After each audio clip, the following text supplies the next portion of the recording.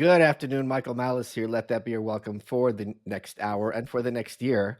I wanted to open the year with a fun episode. We have with us comedian Ami Kozak. Ami, I saw you on Timcast. You did an impression of Jordan Peterson, which I thought was absolutely epic. Jordan shared it. I saw it. I'm always and I saw a lot of your content. You do a lot of impressions of different people. I'm always fascinated by people who do impressions well. This is a long history in American comedy. Frank Mhm. Gorshin, Rich Little, people like that. And the first question I just had for you, and I'm going to have you do some of your favorite impressions in a minute. Do you think this is something that can be taught, or do you think this is some kind of autistic skill that you're born with, that your brain is somehow picking up things that other people aren't? Well, first off, thanks for having me. Really great to be here. Been following for a long time as well. And you got a shout out in that episode too, in the voice of Jordan Peterson. I think they were talking about one of the courses you had on Peterson Yes. Academy. Uh, I think, if I'm being very honest, because I see a lot of sometimes TikToks and people trying to teach impressions and stuff. The truth is, as someone who's learned different kinds of creative skills over the years and crafts, I think this one is the latter, where it's like having perfect pitch. Why is that an F? I don't know. I just know it's an F. Like, Right. why can I do Jordan Peterson? I kind of just can. And I can break it down after the fact, but the initial sensibility is like a light switch or a puzzle piece that for some reason, observing somebody, I can look into a mirror, into a proverbial mirror,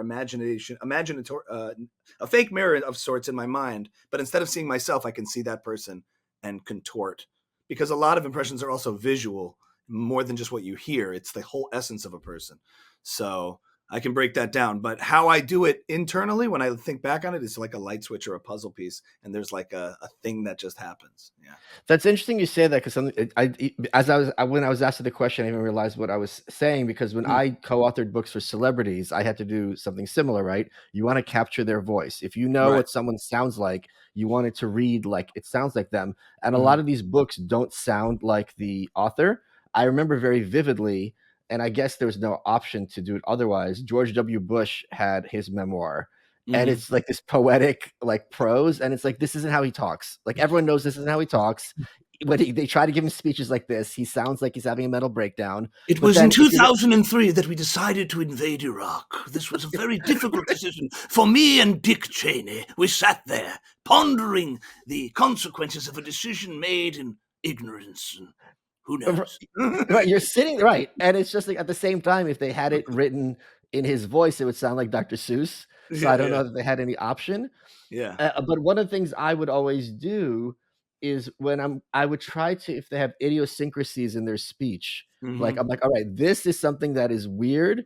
I remember when I was working with D.L. Hughley on his book, and he was talking about Bill Clinton getting impeached, and he said, "This motherfucker got impeached, then went back to work like didn't shit happen," and Oh, they kept trying to fix it yeah. to like shit didn't happen. I'm like, no, that's not what he said. And Like, he'd didn't also shit use the word happen?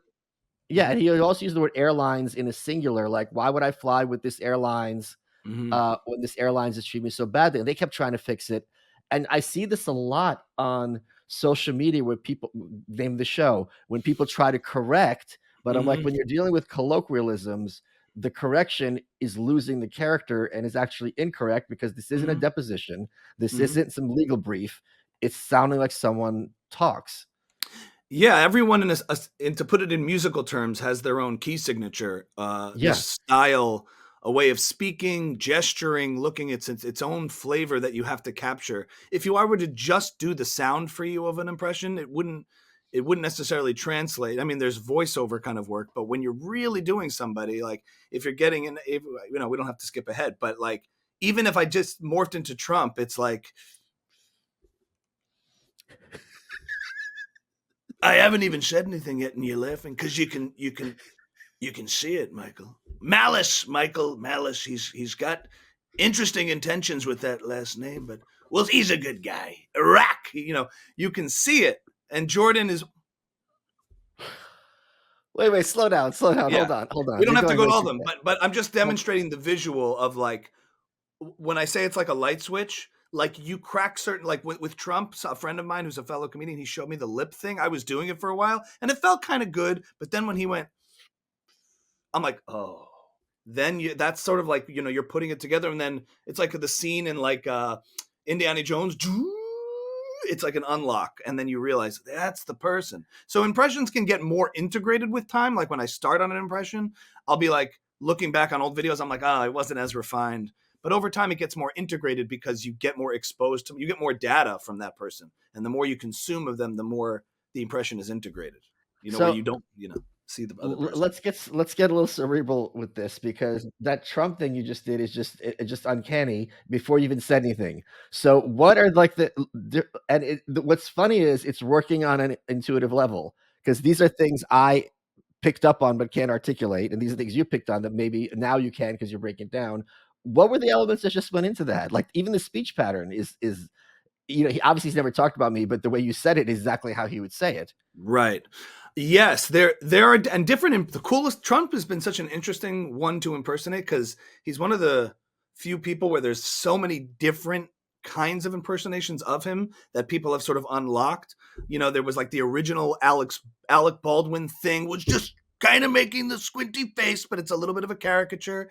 And Right. then you have like Shane Gillis breaking down the speech pattern where it's sort of like this, and just so you understand, and then you notice impressionists often will like get into a phrase to kind of like rev up the impression engine, like, just so you understand, like, and quite frankly, so there's these different, and then like all these different kinds of people, and then there's the body language too. But if I'm breaking it down, you have like the facial like things, like the older Trump in the 80s and 90s is a little more just like this with the things. But Holy as with shit. time, you understand it, back when he was just talking real estate, I like to win. I really do. I like to win. The guy from SNL does that part really well. Old sort of 80s, 90s Trump. And as he got a little older and a little more into the public spotlight, things started to, you have to do the right kind of things, say the right kind of things.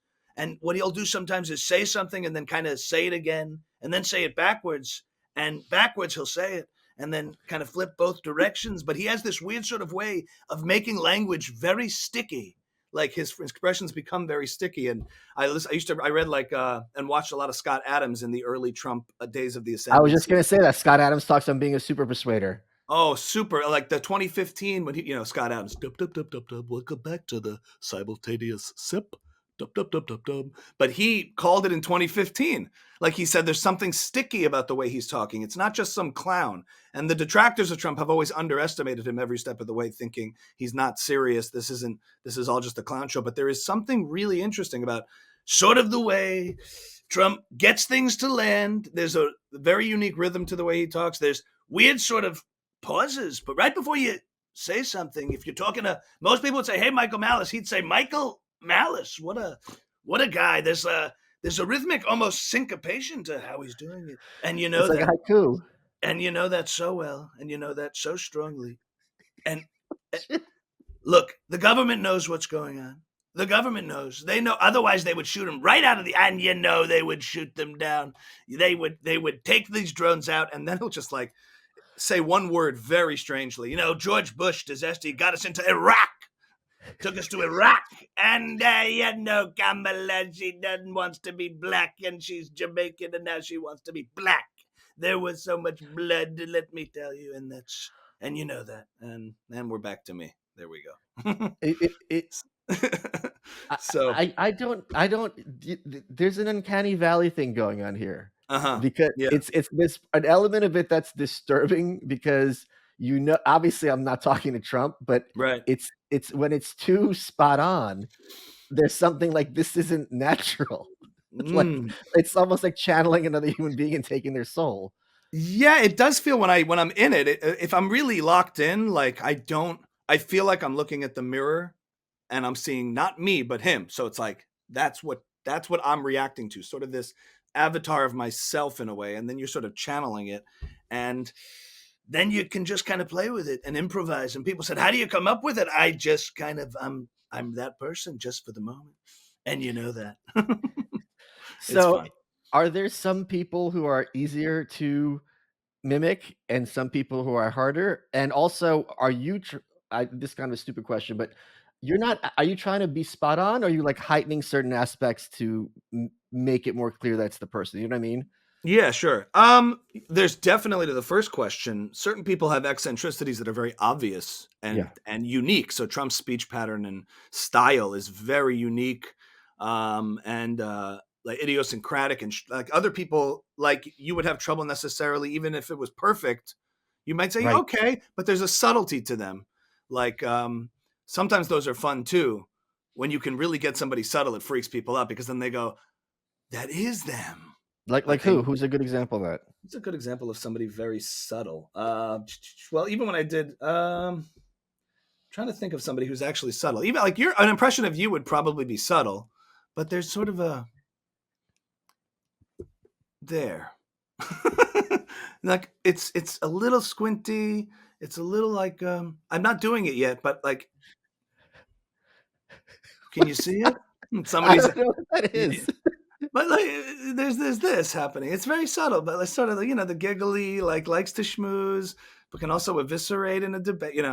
That's Um, true. yeah, yeah. I do a good Lex Fridman. We should get into that too. Wait a minute. I did Lex. There was an Yes, episode of his where I dressed as him, and yeah. he opens the show with commercials, and Uh-huh. I go, "Hi, I'm Lex Friedman." I something like, and Yeah. that's why I'm so sleepy all the time. Wait, let me hear your Lex. In this episode, we're going to resurrect Hitler's dead body, and we're going to talk about love. I still believe that in a real world where we can have conversations, if we can take some DNA and recreate Hitler and have a real conversation, we could maybe learn something. The accent's too thick. You got the cadence right though. The accent is thick. It's really like, but do you think that love? It's a little bit. So I'm exaggerating a little, so you really hear the Lex. But it's also, Yeah, there's a lot of that. but do you think that love? It's not quite totally Ukrainian Russian, but I up that a little bit. And sometimes, yeah, you exaggerate a little bit. A lot of times, it depends on what the context is. In a stand-up routine, like you have to have good writing, otherwise the impression is really just a party trick, and it blows through. You can blow through the steam in about a minute or two. It's like shredding on a guitar. It's like, check out what I can do, but if there's no song to support the technique, it dies. You just run it out pretty quick. If you're just kind of doing it for fun in a room socially, that's different. If you're making a sketch or a video, having a context like Trump is a masseuse. You put him in these weird scenarios, you'd never see him, and then that's the element I'm exaggerating. Okay, ready? Let's do a massage with these hands. I guarantee you, there's no problem. Here we go. Like even just saying that, if I just did the impression of the hands, fine. But him as a masseuse, that's the comedy coming into Wait, I play. also want to remind everyone Yeah. that in 2016, Marco Rubio, I tweeted about this. I still like sometimes we forget what Yeah. parallel universe we live in. Yeah. Marco Rubio was making jokes about the size of Trump's cock. And then Trump Yes. went on the debate stage and go, look at there's no problem in these hands and in my pants. Trust me, there's no problem there. And that man now is going to be his top diplomat, the Secretary of State. Like, this is the planet we're on. This is our Stranger than reality. fiction. Yeah, it's a Yes. simulation. I think this is just it's the only way to explain it. But and with these hands, I guarantee you, there's no problem. So I take the idiosyncrasies and elements of different characters and put them in weird scenarios, and that's sometimes part of my online stuff. Is like the exaggeration is there, but I like to really nail it spot on because then the context can change and that can make it funny. If you go too crazy and make it a caricature, or I often don't like to dress up like the character either. I see people doing that too, wigs and makeup or all those things. It's not like I'm in principle against that, but I think it's actually more uncanny, the uncanny valley, when you become them without any Yes. sort of prop. Then you're like seeing an essence of something behind any sort of like one feature, you know? This actually reminds me of something. There was a girl who later became a Saturday Night Live cast member, and she was on America's Got Talent, I think it was. Yeah, And yeah, she yeah. was doing all these impressions, and she comes out, and like the first thing she goes like, "Hi, I'm Kathy Griffin." I'm like, "Well, don't tell me who you are." Like Mm-hmm. that's not Kathy Yeah, yeah, Griffin's yeah. not going to go on stage and be like, "Hi, I'm Kathy Griffin." That really triggered my autism. Yeah. You worked I asked you, and you haven't gotten it done. You Mhm. started working on an impression, a little bit of Tom Woods. Can you break down the process? Right. So I pulled up a clip, I think, of him talking to you. I've seen speeches of him in debates over the years, but I got like a camera on his face to just sort of see the visual first. And I'm noticing a sort of there's like almost a Ted Cruz flavor in there. He's not from the South, but he has some words that have a drawl. Do you notice that when he talks? Like, No.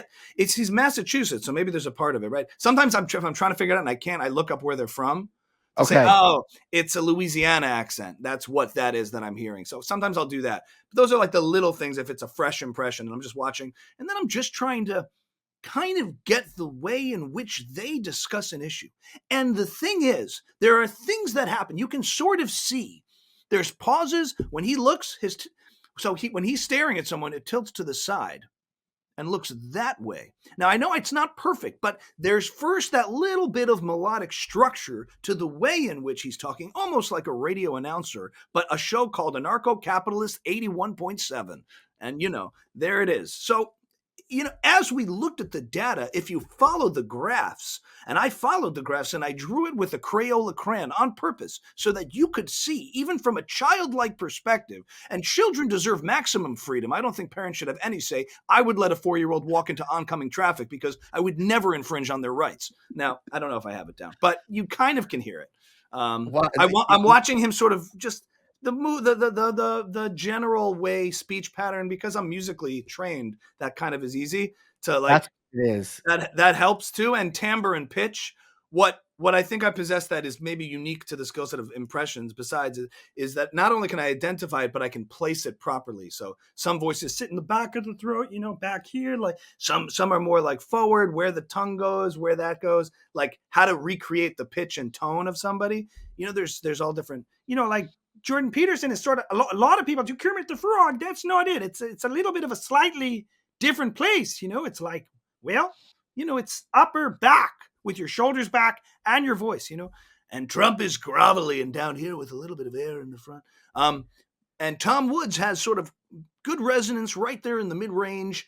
And when we get to the data and we start to uncover the truth about what happened, the truth, you see, there's a way in which he kind of delivers and lands on a word. It's almost radio. Maybe he has some radio. I don't know what the background is, but there's something there when he's kind of delivering the message. Well, some people will be happy to know that, in fact, Donald Trump has a Tom Woods impression. I don't know what I said. I don't remember. And so does Ben Stiller. You make me happy. Who do you have at the drop of a hat that you like to do? Like, who is like in your wheelhouse? Jordan, Trump. Jordan, Trump, Jordan Peterson, Trump. Kamala became real popular in like the sort of towards the ends of the campaign, where I felt like it was a release for a lot of people watching that I'm kind of doing the quiet part out loud. So Kamala Harris. I was one of the few men, and not just men, but he, him men. And we were doing the work by which we all come together to not only establish the day-to-day for everyday middle class and working class America. And I'm a middle class kid. Holy shit. I shouldn't say that out loud. But that's what I plan to do as president, which is what Joe Biden and I continue and wish to do and will do as we do it. And that's what I plan to do. Words. I kind of hate that. Uh-huh. Because one of the great things about this election is never having to hear her again. I will tell you. And you've taken that from me and my audience. I'm so sorry. I was doing it on stage and it was killing. And then after the election, like I did it, I had a set the next day or so. Silence. People were like, I'm done, please. Like it just, they couldn't. They appreciated it, but they just didn't. Now, then she gave me a few softballs where she came out with the drunk video. So I was able to, once she throws herself back in the zeitgeist, and it's a gift for me. But I will tell you, there's like a grace period where everyone's like, no more. And it was almost like a no more pretending either. Right? Like we're done. We're done. The quiet part's out loud. It's been said. And we all knew that was coming. Like, it's so funny when the people shouting for the rooftops for years match up with common sense of reality. Yeah. It's so funny. That happened with COVID, happened with her. I don't know if you know this, but Hillary Clinton, like the week before the election, said like in one more week we never have to think about Trump again or hear his voice again, whatever it was. Wow. And it's like she is going to right now, as we record, Hillary Clinton is having an unwanted, intrusive thought about Donald Trump. And she had another one just now. And here's another one. One thing they never learn is humility, self-reflection. Like you would think, remember her, like this future president, like and it was her as a young woman, and like going into this with that confidence. Like nobody wants to be overconfident, but they seriously don't have a problem with it, and it just subjects them to utter humiliation, which doesn't seem to have an effect. They always channel it at everybody else, like what's wrong with the country, not what's wrong with us. And it's this weird thing. I don't know. Seems like more What's people are fascinating to waking me, yeah, it's a very simple proposition, which is Americans don't like being told what to do by and large. So if you're like, you have to vote for Hillary, it's like in 2016, a lot of people, it was the fuck you vote. Like, I do? Well, fuck you. I'm an American. I'm not going to do what you want. So it's just fascinating to me that right. And the other thing is, I see this a lot on social media, like, oh, America wasn't ready for a black president or a woman president. And it's like, okay, then why'd you nominate her? Like, if that's true, why are you giving a layup to Hitler? Don't you have a responsibility to put up someone who can win? And are they also saying, does that mean Biden would have won? Right. Oh, right. Yeah. Right. By these margins, are you telling me the only reason she lost is because she was a black woman, and that means Biden would have taken the cake? Right. No. Whenever a Democratic man loses, they don't say that. It's only when a Democratic woman loses. What about when a Republican woman wins in any capacity across different elections, or gets chosen as Trump's chief of staff, the first one of its kind? It's all like just too obvious at this point. Like, you can't get away with this stuff anymore. I think that those kind of claims of like, the other thing is, remember in 2016 and 2020, saying you were going to vote for Trump in polite company in like the urban centers was a big no-no. A lot of people would be like, hey, listen, he has problems for sure. That's about as much as it would get. Like, even if you were like, okay, but I totally get you. Listen, he's not perfect. The most support you could hear was, I get it, he's not perfect, but they would never go beyond that. If they were going to vote for him, it was in like behind the scenes. And in 2024, that just wasn't the case, which told me everything I needed to know about which way it was going to go. I was like, take the most popular human being on the planet, arguably ever, and run him against the most unpopular politician ever. Like, this just, and I didn't want to give my expectations up and say like we have it in the bag or anything like that of like what's going to happen. But it just seems so blatantly obvious. And I think we live in a culture now for the past like couple of years since COVID, where the blatantly obvious and the narrative are here. Yes. And this is the blatantly obvious, and this is the narrative. And it just keeps I said it early on that I thought he had in the bag, and people were like kind of taken aback. Some people were. The very simple reason is, I think past behavior is the best prediction of future performance. If she couldn't make Iowa as in the Democratic Party with California, Hollywood behind her, this is not someone who has a history of electoral success. Folks, starchy, stiff workwear is not the best when you need to endure your busiest, most important days. And with Roan's commuter collection, your clothing looks professional, performs like activewear, and feels like total comfort.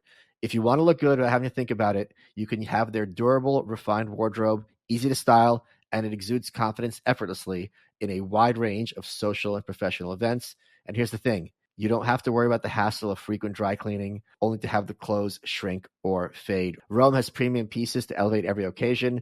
The world's most comfortable pants, dress shirts, quarter zips, polos, and blazers, all boosted with functional performance properties. And their signature technical fabrics stretch in every direction. They breathe, they fight odor in the elements, and they effortlessly work everywhere. You can stay calm and collected even when life takes unexpected turns. That's because it's treated with Gold Fusion anti-odor technology for more wears between washes. You'll be fresh and clean all day long. What's really great about their stuff is they make it easy with machine washability and with collars that maintain their shape for life.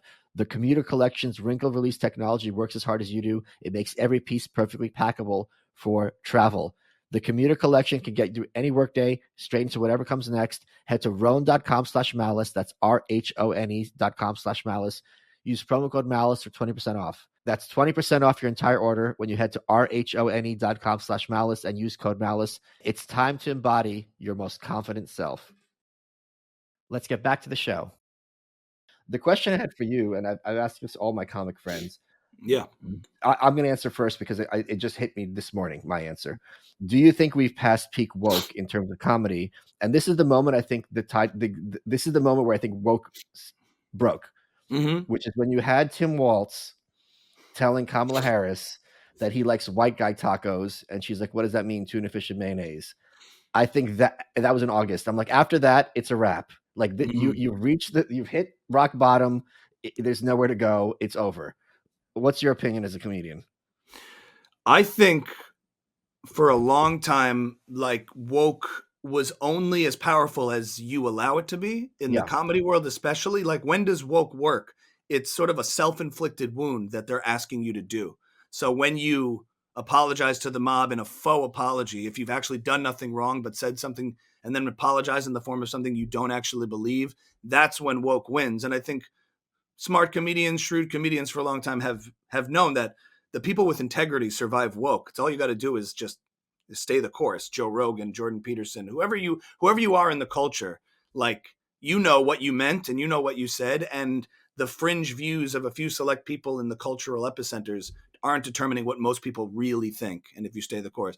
And now I think, like I said, there's like everybody's in certain echo chambers, but one echo chamber is closer to reality here than this other one. And as reality is here and this echo chamber is here, that umbrella sort of, I think, engulfed it a little more. And more people are now in this wider tent of common sense, where what happened with this election is we all admit to ourselves, a majority of us, that we're all sharing the same private joke.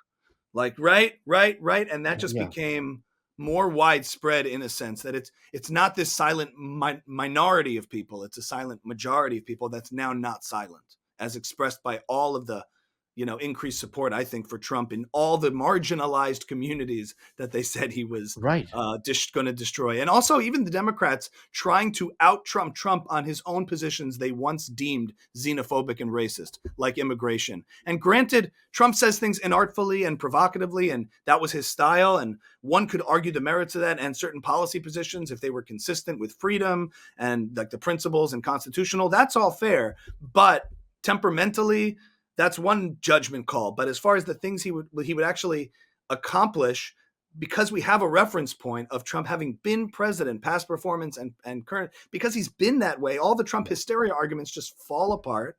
And I think now it's the not silent majority kind of coalescing around common sense.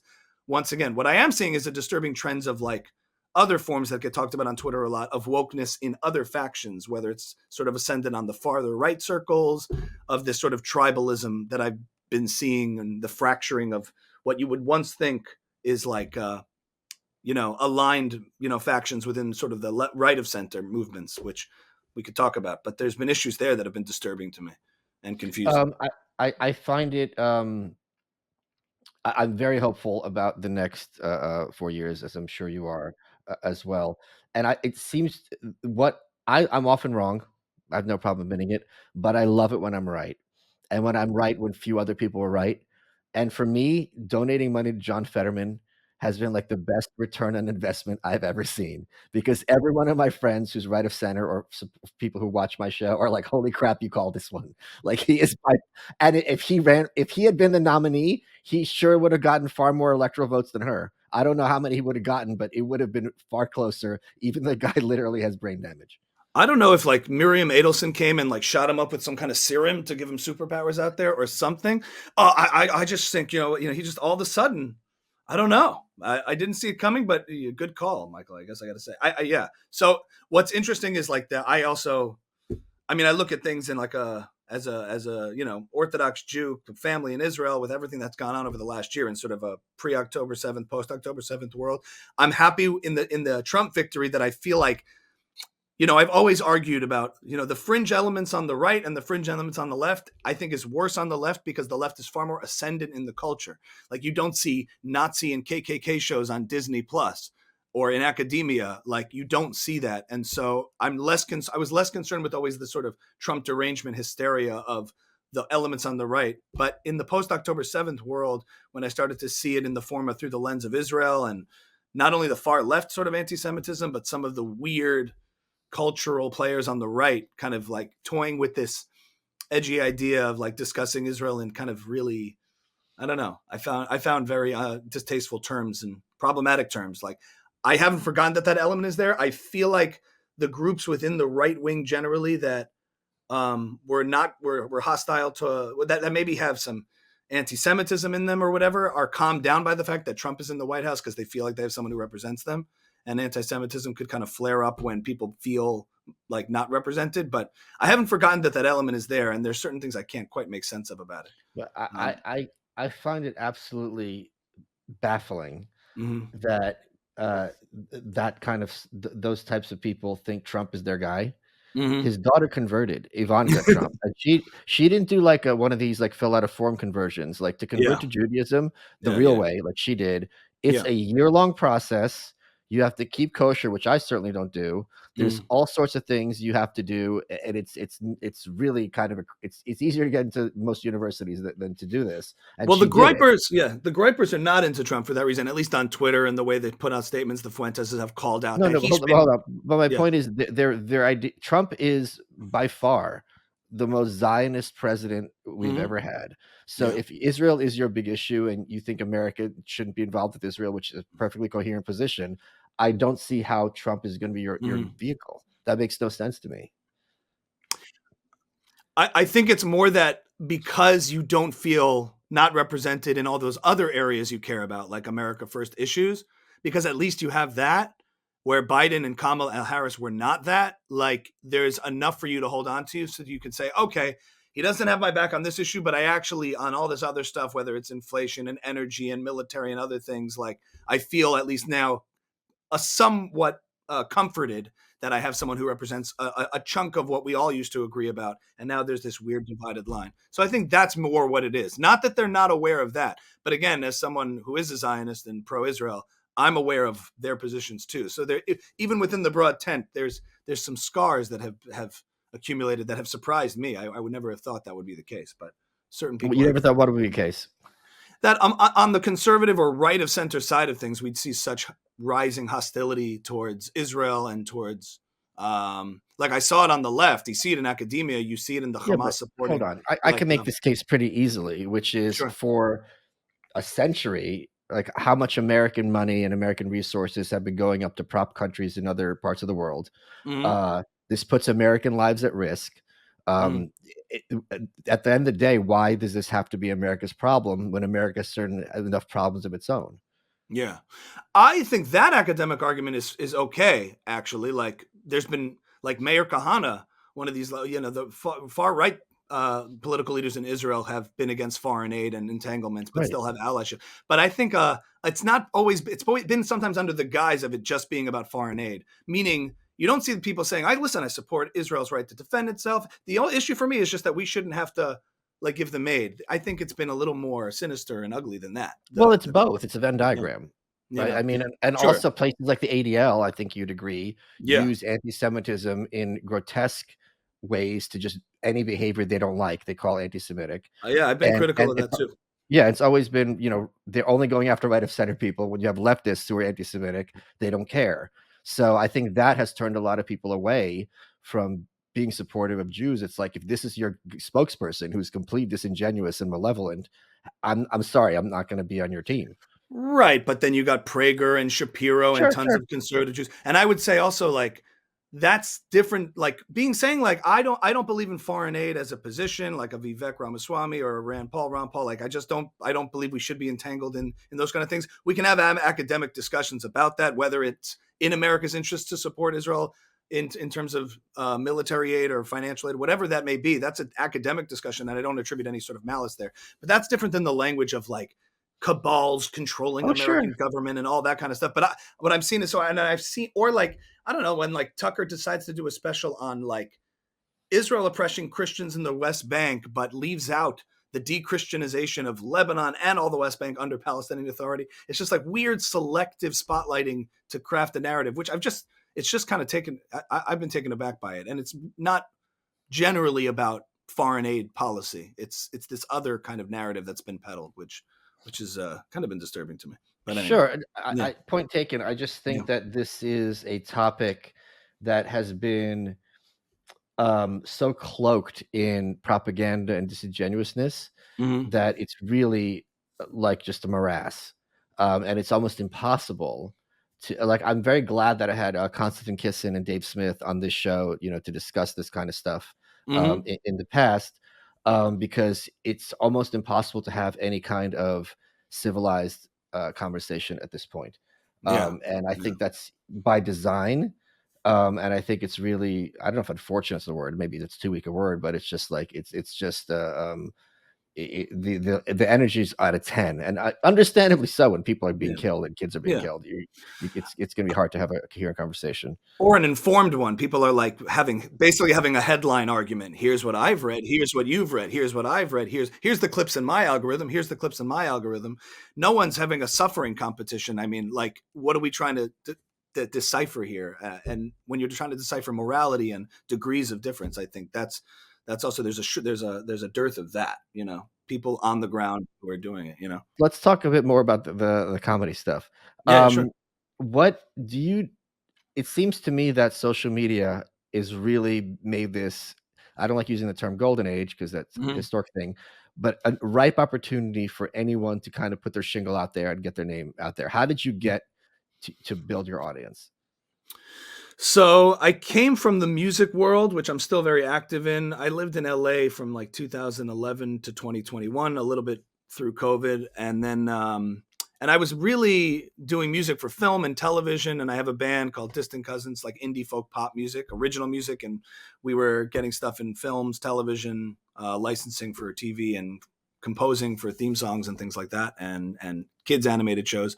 And then I started doing comedy basically, like, as a band, we always had used social media more as a promotional tool.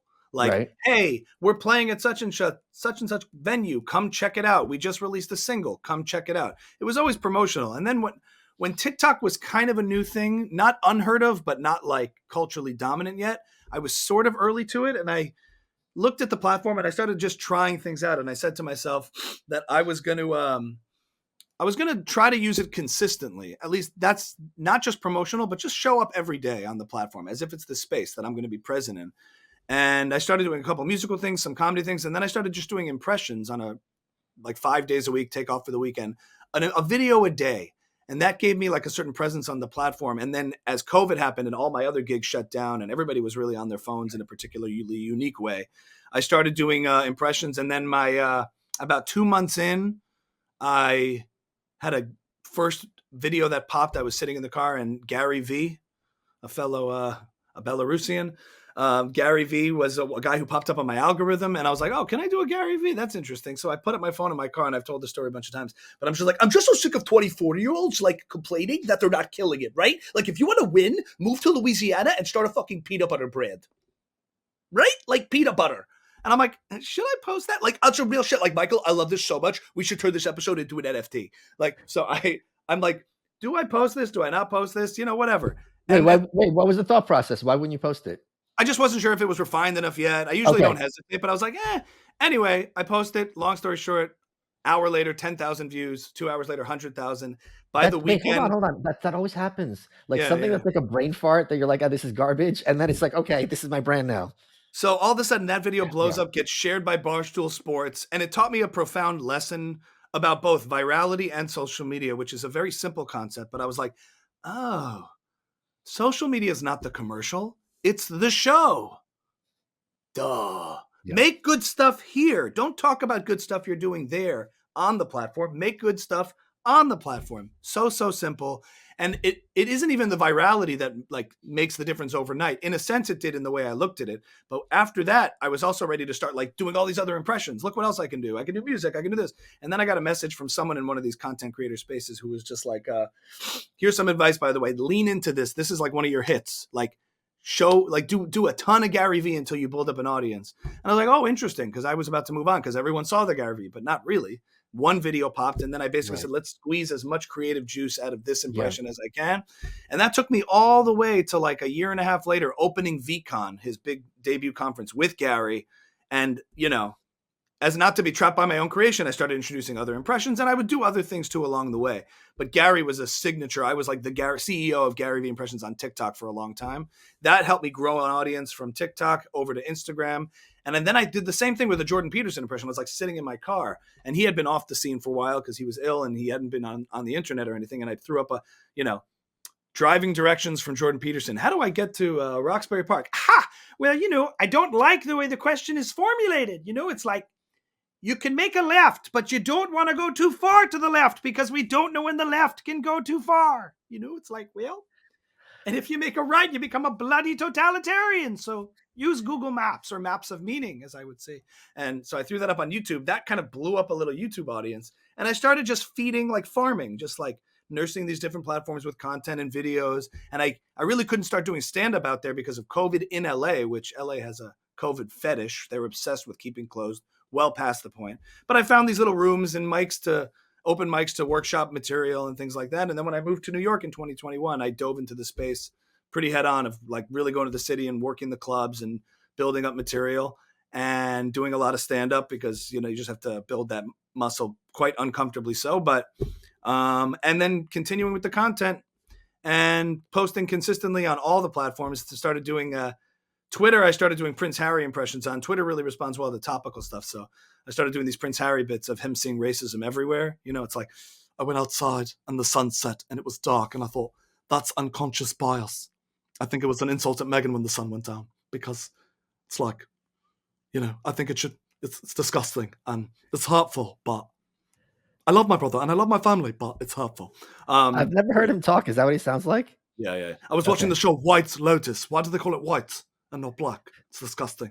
That's what he sounds like. Anyway, bottom line is I started just expanding up to all the platforms and started a podcast and for the more long form schmoozy stuff. And that's how I was able to grow organically the audience. And it's an amazing thing that with this, with the iPhone, you have this distribution tool to reach everybody. And like, if you tag Brad Pitt in a video, he might see it and he might share it, as opposed to as a child of the 90s and 2000s, you're told show business is this gatekeepered holy grail place. And I think now it's the best time to be a creative. You just have to do all the work yourself. You don't get chosen. Rather, the masses do it. One of my earliest tweets was something like you just said. I said, one of the beautiful things about Twitter is that now I could tell Survivor contestants how full of shit they are directly. I'm paraphrasing this like 10 years ago, but it was something to that effect. Or now I can understand what John Bon Jovi thinks about 9/11. I didn't have that opportunity before. It's a beautiful thing. Exactly. Yeah, it's like a Pete Holmes bit. It's like, remember when you didn't know something? You just didn't know. If you didn't know something, there was no way to look it up. If you had to find out what Tom Petty's birthday was, you just didn't know for the long. You could ask, excuse me, do you know? Do you know? Do you know? There was no way to ask. And social media gets a lot of crap, and like people give it a lot of demonization of how damaging it is, and fair enough. But as a creative, if you're creating for these things and not just consuming, the power is pretty significant in terms of how it's changed the landscape for so many of us. So it was even worse than that, because sometimes there was a song I heard played on the radio once, and I think it took me like 8 years to find that song, because they played it once. It was not a hit. I finally found it, but it was such a process. And then there was even a Married Children episode where Al Bundy's like, "What's this song?" And people are like, "I don't know," and he figured it out. But this was really a thing. Meg. And it's also kids these days. I tell you, my friend was like, "What did you do with like airports and like when you were late for planes?" And it's like, you used to be able to go up to the gate. Like this was the whole thing. Yeah. 8 years. That I could see somebody making an absurdist movie about that, like tracking down a song that he's trying to think of for 8 years. Like, I'll tell you what the song was. It's a song no one has heard of. Yeah. It's by a Canadian band called Konkan, Konkan. And the song is, hold on, I have it right here on my iTunes. And you'll never forget it. And no, I just want to say how many times I've played it since. Yeah. It was called I Beg Your Pardon, Rose Garden. I've played it 52 times since, but it sampled another song. That's how I kind of remembered it. I got it. Cool. So that was, and no one's heard of it, but imagine hearing that song once. And now we have Shazam. And Google. I sang a melody into a phone the other day. Like I was with the band, we were trying to figure it out, and it gave it back. It was right. Are you serious? Yeah. The Google AI assistant, something was like, it was one of these songs. And it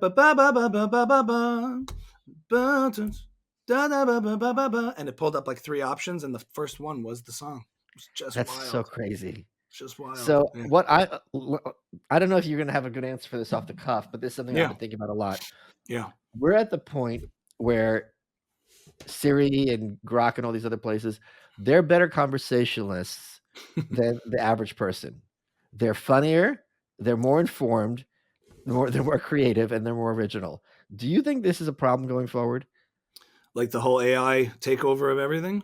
But I mean, it's just like, are human is the average human now like going to be like a horse?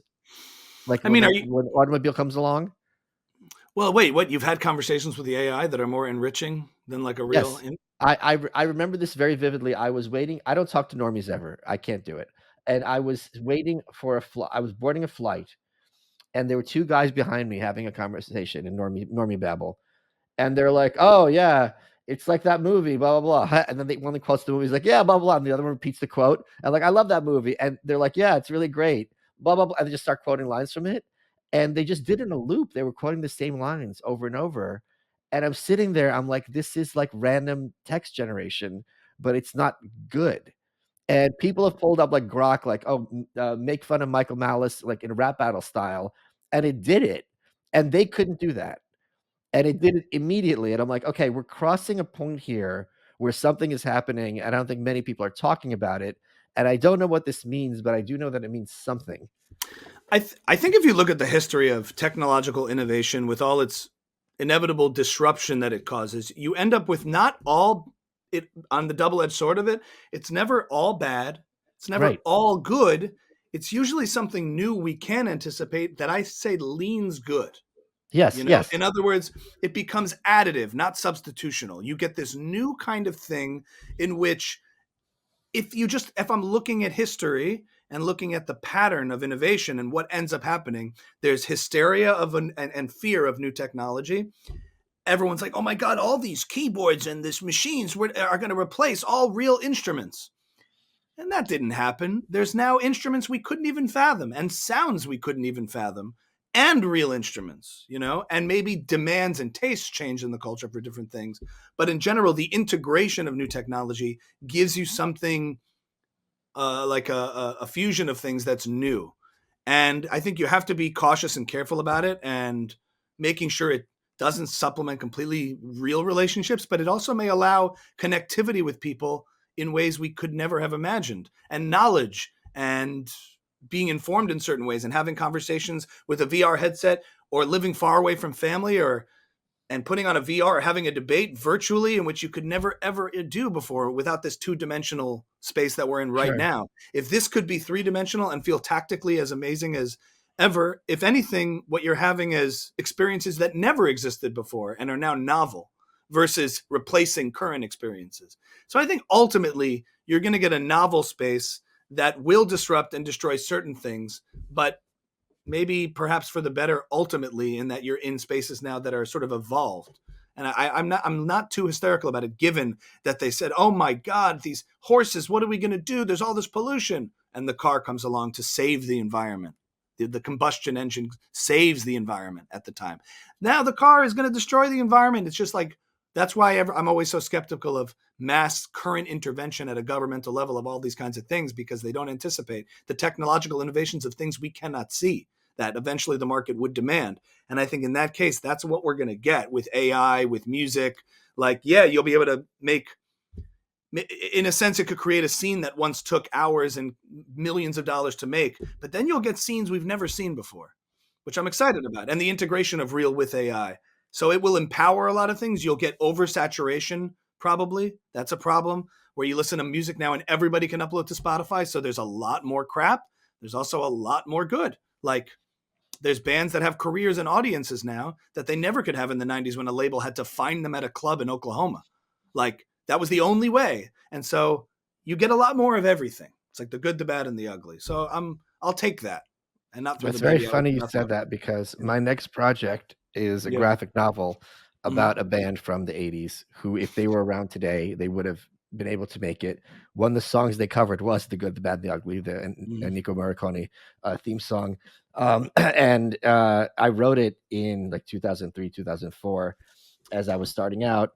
And the story of this band haunted me because they did everything by the book and did everything right. They had nothing to show for it. Mhm. And I realized, oh, this was me being concerned at the time. What if that's me? What if that's my fate, that I, do Ah. everything right and still nothing to show for it? So Mhm. it really is something, a very personal and compelling story. So the art's coming along very wonderfully. Oh, I'm nice. really excited about that. Um, In general, it's also unseen. It's seen costs and unseen benefits, and those Right. unseen benefits are usually non-existent yet. It's future benefits. It's like the Bastiat thing, right? Like we see all the bad because it's right in front of us. The unseen benefits of something, it's like economics. It's invisible, but it's there. And in this case, it's invisible because it hasn't happened yet, and we're waiting and we're projecting it. So I think that's a thing. Hey, it's Adam Carolla. And this is Dr. Drew. We're back doing our podcast 3 times a week, talking about current events, health news, and more. So, if you miss us on Loveline, check out the Adam and Dr. Drew show. New episodes Wednesday through Friday, available wherever you find finer podcasts. Let's get back to the show. I've been racking my brain about Alexa and I do an episode like every year, and it's a fun, upbeat episode. I kind of get him out of his shell, and it's a little goofy. I'm completely blanking on what fun outfits we should wear this year. I usually have like a lot of ideas. The idea I did have was ICP and Kiss, but Gene Simmons has trademarked the makeup, and he's quite litigious, so we can't do that. What would you like to see me and people please comment below, because I'm blanking on this. What do you think would be fun for us to dress as? I could be think separate things. It don't have to be the same thing either. I like themes. I think it should be trans Lex and trans Malice. It should be Lexi Friedman and Michaela Malice. And he's just like, I feel like that's too like too much. It's too dated. 21. Yeah. I just like the names Lexi Friedman and Michaela Malice. But otherwise, yeah, in costume. No, and yeah, it's too 2021. I wanted to do the deep sea, the diver with the head. Yeah. The deep sea diver. I thought that'd be fun, but it's gonna be hard to see me. Yeah. Yeah, that's true. I had this bit on Lex interviewing Sam Harris as the most relaxing podcast of all time. Where he's like, I wanted to ask you, when it comes to neuroscience and when you're doing the transcendental meditations, and he's like, yeah. I mean, it is just absolutely disastrous that we are finding ourselves in a, wow, your voice is so relaxing. It's amazing. It's like NPR. Totally. I don't know. I have to get back to you. What's a good costume? Trump's going to be the most popular, Trump and Melania. But I think popular is never fun. I want to be out of the box. Like last year, he was a pirate. I was a lifeguard. The year before that, we did the Soviet and the North Korean military outfits. Yeah. I don't know. I'll have to rack my brain then. It's been bothering me. Characters from Wicked, but that's too cheesy and generic. And I think it's also trademarked. They're weird with that stuff. Really? If you just dress up like the characters and do it, they'll get weird? Make Lex sing Defying Gravity. It'll be way out of his range. So, you don't know that. Robots have a great range. Oh, yeah. Tell them how I'm defying gravity with love. Wait, so I defying gravity with love. Yeah. You don't have a day job, right? No, it's all this music and comedy. We have similar family backgrounds to some extent. My family could not wrap their heads around the idea that I can pay my rent without going into an office. Like it literally does not compute with them for a long time. Has your family accepted that this is your job, or do they get that this is something you can make a living on? Yeah, I mean, thank God I was always like, I'm the youngest kid in the family. My parents are both, Holocaust survivor grandparents on my side, and my father's a funny guy, so he really values humor. He's socially the funny one in his friend group, very intelligent and like the funny one, and they always had a respect for the Borscht Belt culture of Jewish comedy. So growing up, we'd go up to the Catskills in the summer with my grandparents, their friends, and my parents' friends, and they'd say, Ami, do such and such, and I get up on the table and entertain all the people. Oh, yeah, very good. Very good. They admired the Jackie Masons. Like, they always held that to a high standard, not a low standard. They're just pragmatists, so they were just like, keep your own, but they were always very encouraging of all my, because I think they saw my inclination and proclivity for it, like encouraged. I got private lessons when I was younger to learn music, played in bands. I went to Berklee College of Music. So I didn't just kind of snap and leave everything to do it. It was always kind of encouraged and supported in the early days when I was like just starting out. And I still had the Jewish brain on me of like, when I was at Berklee, I'm like, okay, I'm going to study music for commercials so that when I get around a Shabbos table, I can tell people I'm in advertising. Yeah, yeah. Ooh, you know, I still kind of had that, especially because at the time there was no social media outlet where Right. now you have this entrepreneurial conceptual space that everybody's an entrepreneur. And so this idea of like everything has to fit into these neat boxes, like, you know, Jews in our community, they don't care about what you do. They care about success. Like that's like, oh, you know, apparently they'll say like Harry's in boxes. He does perfume boxes. He did very well. Thank God he does very well. That's all they only care about the second half. It's not as much the profession of prestige. It's just about making sure like, you know, you can pull it off. So they were, thank God, very encouraging about me getting into the space, and all along the way have been very like encouraging about it. And I think maybe if they didn't see that, it would have been more pushback, but there wasn't many of people in my category of doing that kind of stuff, and it's understandable. But thank God, I haven't felt that kind of pressure. Generally, it's more that socially people get confused when they ask what you do, and they're like, "Huh?" You know, it's hard to kind of explain it. But now that everything is so seen, it's not so hard. You know, everyone's like, "I saw what you did this week." You know, Is there anyone or any specific impression that you think is just complete shit that bothers you? Like, I hate Dana Carvey's George Bush impression. It really bothers me a lot. You hate his George. Oh, like thank you. His George H. Bush. Thank you. No, George H.W. Bush, yeah. Yeah, Where yeah. he's just like, not gonna do it at this juncture. I'm like, it doesn't sound like him at all. It's not reminiscent of him at all. You've been doing it for 40 fucking years. Like, enough. Right. Oh, that's a good question. There's definitely like SNL is probably, you know, it's held as the gold standard, but you see people come through and you're like, no, that is just not it. I think recently they had Alec Baldwin on, and was it Alec Baldwin who did an RFK Jr. that was just atrocious? And someone asked, it was so bad. I was talking to someone, I think when I was on Tim Pool, but we were talking about it off camera. Like, why was it so bad? I'm like, I bet you they wouldn't do it really because it's ableist. Lo and behold, 2 weeks later, it came out. Why was the RFK Jr. impression so off? They withheld. They didn't really want to do it because they would find that it would be a little bit ableist as opposed to actually doing him accurately. To me, that's more disrespectful because you're giving him special treatment, treating him like a special person. And I think he would actually appreciate if you did the impression accurately and subject the impression to a blind study, non-placebo trial. So that impression, you're just like, what is this? SNL sometimes does that where they just dial it in. That's kind of fascinating because he's not handicapped. He has a speech thing that makes him sound like that. But anyway, if you want to be respectful, nobody chooses their own voice. Everybody sounds the way they sound, and their mannerisms and voice are products of whatever. And so, look, you maybe at a certain point you'd be respectful, but I think like respect everybody and make fun of everybody. If you start making special choices, there's one exception, and that's this woman right here. What's this? Margaret Thatcher. You know that whole story with her. What was that? When she became head of the Conservative Party in 1975, they were trying to get her to be prime minister, and there were all these polls. And the thing people hated the most about her was her voice. So she took lessons and she changed it. Like legit changed her own voice. Yes. What was and in fact, if you watch clips of her in the early 70s and later, it's very obvious. She got called on it. And she was like freaking out because you could watch the interview. She's like, won't make eye contact. It was very un-Thatcher-like.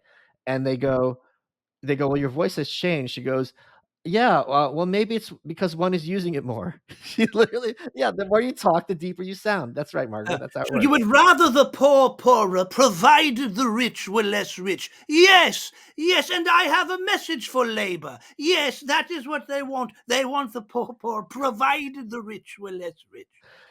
I love that clip. Yes. And it also is triggering me because Gillian Anderson, who got such accolades for doing her on The Crown, did a horrifically bad impression of Margaret Thatcher. She always looks like she's eating a lemon, whereas Thatcher's a politician and is smiley and is leaning forward and happy. Yes, you be a good little boy. Yes. Yes. So it really bothers me that impression of her. Are you having any kind of like pushback because your comedy, or going on Timcast? This used to be the kind of thing where comics, if they in any way identify their politics, they would get some heat. Is that receded?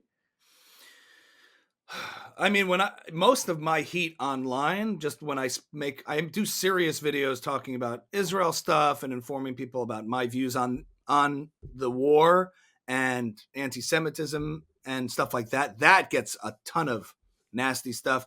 Pushback on the comedy, I would say, is like we're entering a world now where Tony Hinchcliffe is speaking at the Garden. And so I think it reached this like threshold where I think what we're seeing is a response to, for so long, Hollywood being left and being so in cohorts with the left-wing establishment narrative, where you have comedians and Oprah and everybody getting up at DNC rallies constantly. And the only people getting up at Republican rallies were Kid Rock and, Southern hillbilly rock stars. And that was it.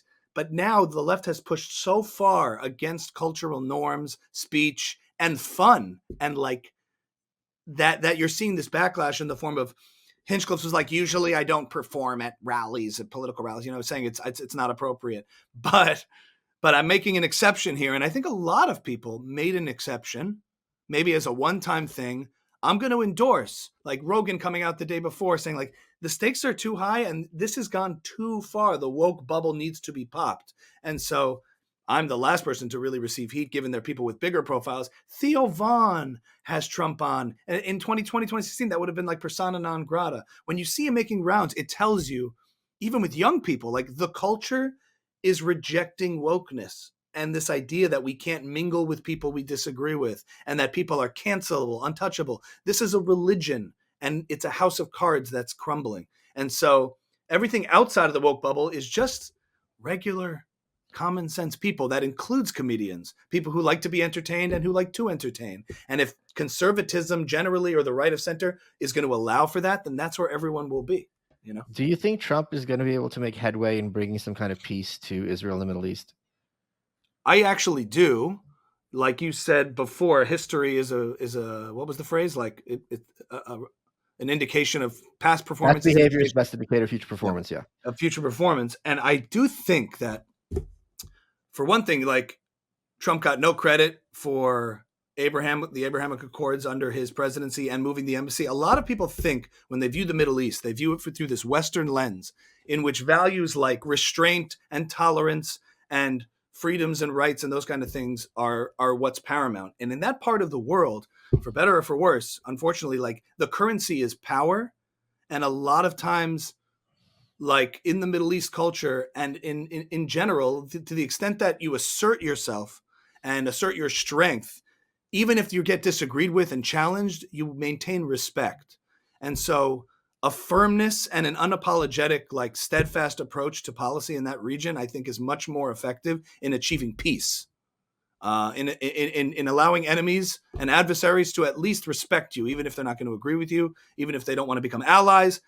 It's where they don't have respect and they feel that they can do what they want to do is where things get actually dangerous and they start operating that way. So I appreciate the firm, unapologetic, morally clear language, as opposed to this sort of talking out of one side, talking on the other side, trying to please everybody and pleasing nobody that we saw from sort of the high-risk Biden, at least public posturing. So I do think in that part of the world, you see that. And I think that Trump's unpredictability is effective. In the fact that he's possibly willing to do things or not willing to do things and not knowing what he's going to do is an effective thing. I'm not a foreign policy expert by any means, and I catch myself speaking out of turn from really understanding this part of the this subject matter of foreign policy. But you're judging by past performance, and a president who, say what you want about Trump, I think he does project strength and a certain level of competence that is feared amongst adversaries. And I think that's important for the Middle East. One of the things that I find very unfortunate about Middle Eastern discourse is everyone has a lot of opinions, but I've never heard an answer to this question that I find coherent, and maybe you don't have one either. I don't know what a post-war Gaza looks like. Like, what would you like to see, or what would you predict would happen with that Palestinian population? Well, I think that, you set it up interestingly that you've never heard anything coherent about it. I think a lot of it is just the presumption that the peace process exists under the context of two sides who want the same things. And I don't think that's true. I think that if the Palestinians wanted a state tomorrow, they could have one, provided they agree not to attack Israel. and not continue to attack Israel or prop up leaders that wish to destroy Israel. The effort always has seemed to me to be that there's much more of a desire to destroy Israel than create Palestine since the beginning, since 48. And every effort along the way since 48 has always been this effort not to create Palestine. Between 48 and 67, they didn't create Palestine in occupied West Bank, Jordan, and Gaza occupied by Egypt. There was a 20-year period, a whole generation, no effort to create Palestine, a sovereign Palestine. Then when it became under Israel's jurisdiction, the efforts over the years to create two states have been continually rejected from my perspective from the Palestinians. If they wanted it, they could have it. So it's more like bringing a horse to water can't make it drink. If they come under some sort of Saudi rule of some kind, I don't really know how it all operates. Again, that's above my pay grade over how that actually works. But if they commit to peace with their neighbors, I see no reason why Israeli territory in Gaza, they can go to Gaza to vacation, or Jews could potentially live in Gaza. Like, why? Nobody asked that question. Like, could Jews live in Gaza? And if so, if they can't, why not? It's because this is an ideological conflict in which this part of the world, there is a theological rejection to Jewish sovereignty. This land is Muslim land and cannot go into the hands of anybody else, and we have a religious obligation to destroy it. And so I think until you combat that radicalism and that jihadism, nothing's gonna happen with these territories. But and the responsibility on Israel, I think, is to defend itself, its sovereignty, and its citizens. And you lose your rights to sovereignty and freedom if you continue to violate the sovereignty of others. Is that coherent? I don't know. It's coherent in explaining a problem from your perspective. Yeah. But it still doesn't say, okay, what happens? How does this wrap up? And what's that going to look like? And I think it's really hard. I mean, there were tens of thousands of Palestinians killed. Lots of buildings were leveled. I mean, I think it's no one on any side is saying that, they're going to be like, all right, let's shake hands with Netanyahu and we're going to work together, for a peaceful future. That's my point. It's like you've identified a problem, and whether one's on one side or the other, or thinks there's some truth to both or some truth to neither, I still don't know what it's going to look like for the population in Gaza.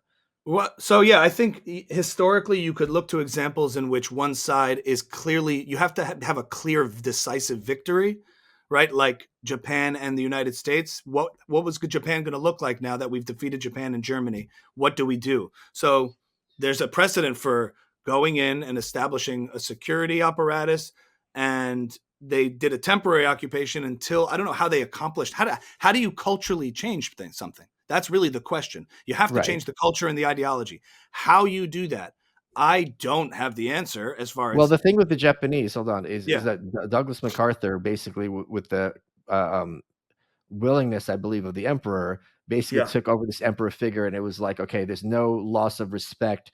Like, we got beat by these guys. They're awesome. We should, and I think a lot of American culture has been mimicked and made better by the Japanese. I'm thinking specifically denim and other aspects that they've captured of old school American culture, like they've venerated, and it's come back. Obviously, a lot of Americans venerate contemporary Japanese culture as well. And you mean to say Japanese have benefited from American culture?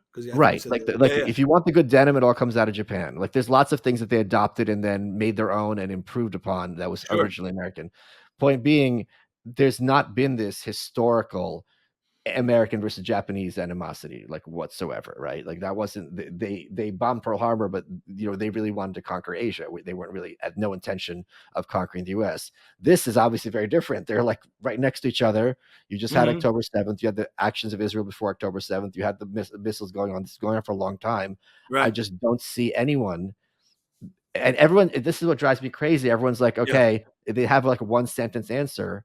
And I don't see any way that this is going to be. I hope Trump has some kind of genie in a bottle solution, but it just seems. Go ahead. Yeah. I'll respond to that. I think that it's true. There was a different kind of historical context and story going on between Japan and the Allies, or between Nazi Germany and the Allies. That was a sort of current ideology that sprung up and then was squashed. Right. In this case, though, if we're identifying what the ideology is in the history, it isn't really based on geography. It's based on theology and ideology. Okay. In other words, harder. Totally. But right. So we're seeing, in other words, as long as they're committed to the destruction of the Yahud, Khaybar, Khaybar, Yad Yahud. We must fight the Jews. It says in the Hadith, O Muslim, the end of times will not come until you go behind a rock, and if there is a Jew, you will kill him. To the extent that these ideas are taken literally and seriously, as we've seen in this form of radical jihadist ideology, that has to be changed and shifted. I think we're seeing elements of it in the Emirates, in Israel's normalization with elements within Saudi Arabia, in the Arab world, and now there's this other more grand conflict between the Shia and the Sunni, where it's Iran who's going for religious dominance. And if Israel can partner with parts of the Arab world that do not want to see that, because I think Iran is actually more animated by an ideology of establishing the caliphate and Islamic dominance in that part of the world and the world at large. I think you're seeing elements of modernization that are happening. The problem is when it's under one ruler, it can easily shift the second some radical ruler comes in and says, now I want to be super religious again. So I don't know how reliable and sustainable it is, but what's it, MBD, who's the crown prince in Saudi Arabia, who's been making modernization? And Saudi Arabia is seeing women drive. Andrew Schultz doing comedy in Abu Dhabi and Dubai. I think it's Dubai. Going to do a stand-up show to applause and making fun of the culture is a good sign of a cultural shift in the generations. So if you can keep forming those kind of allies, I think eventually that can have an effect on the younger generations to up and come. But I don't think it's Israel being unapologetic and defending itself and having the wrath of its military. I don't think that emboldens the radicalism. I think the radicalism initiates a response like what you see from Israel. I think it goes that way as far as the chicken and egg scenario, because a lot of people make the presumption. I'm not saying you are. I'm just saying that I'm not arguing with any of that. I'm just saying if you have this from your perspective, and I don't think it's completely crazy at all. Yeah. This radicalized population in Gaza, which just had to deal with Israeli retaliation for over a year. Yeah. Like what happens to these people? Like no one I have heard has any even bad answer. Right. The question is who becomes the overseer, and which maybe it's a member of some of the Gulf states or Arab states that there's plenty of, I guess, money and support that. That's not the issue. It's like who can put up a leader that wants to work with Israel, similar to, I guess, to how Egypt and Jordan did it. I think if I'm being realistic, like a dictator that, and I'm not saying I desire this, I'm just saying historically, Jordan has a Hashemite dictator, a Jordanian dictator that everyone respects. In Egypt, it was a singular leader on behalf of Egypt that made that kind of peace. There has been examples in the past of Israel having peace with once adversaries. With the Palestinians, it's a little different because they're claiming they want Israel. They're not like these. It's a different kind of scenario in terms of how it's made up. But I see those as maybe looking to examples. And there's a bumpy road to get there, but perhaps it's someone that emerges who is a moderate leader that maintains the respect of the population and also is without compromising his own security in working with Israel, or is seen as a traitor, which is something that their ideology has to come to terms with. I mean, do you think that the Palestinians in Gaza have gotten less? I think they've gotten much more radicalized as a result of what they've been dealing with in the last year. So it's actually hard to know because you also hear, I saw there was an interview with somebody who was on trigonometry, I'm blanking on his name, who said the support for Hamas is at an all-time low in Gaza. Is that right? Okay, that's different. Okay, that's useful information. Okay. He was just saying that Hamas is also not a unified thing anymore. Sure. There's random crime in Gaza and dysfunction. And that, Hamas that has put a lot of the population in harm's way and all of that. He said that there's that vacuum and that chaos now. I'm blanking on his name. He was on trigonometry he's one of the moderate voices speaking out and giving the Palestinian case, but one of the few who's actually I think he was educated in the West, but still has family in Gaza. It was a really interesting perspective. And I'd recommend watching. He was on trigonometry a few weeks ago. So I was watching that, explaining how the population feels about Israel. Okay. And, I think in a lot of cases, it's kind of we can understand this. There's halakha in that part of the world where listen, this is what we have to believe. And this is how we're going to behave.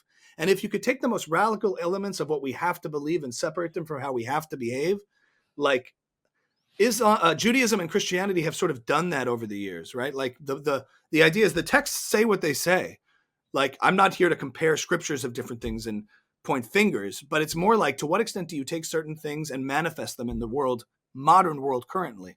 And there's different degrees of that depending on the culture and the religion that we're talking about. So in these cases, it's about figuring out how to separate those two, because until they stop feeling halakhically, and that's a Jewish term, of like law bound, religiously obligated to kill Jews and destroy Israel, that has to be untangled before you have anything sustainable. I know I'm kind of repeating myself, but it's just hard to envision anything beyond a reality that still has this sort of cancerous idea in it that's inherently destructive. So, Like and how do you work with that? I mean, running out of time. What has been your favorite part of this interview? Oh, I love finding out that we have such a shared common background. That's always nice to meet fellow travelers who come from the yeshiva high school world. That's just, I think that whenever I have a good schmooze and I'm like on a podcast with somebody or whatever, and I find out, oh, yeah, I know why. It's like the punim, the what do you call it? The chop, a good, the shared background is nice to know. It was really, really great conversation. I enjoy your curiosity about the technical aspects of impressions and breaking it down. I think that's, as a technician, I think you possess what I possess, which is like a real thirst to like demystify mysterious things or things that strike you. Some people are like, cool, that was cool, and then they move on. But you're like, how did that happen? How did you do that? So I like geeking out on all things. So it's been nice geeking out. You are welcome.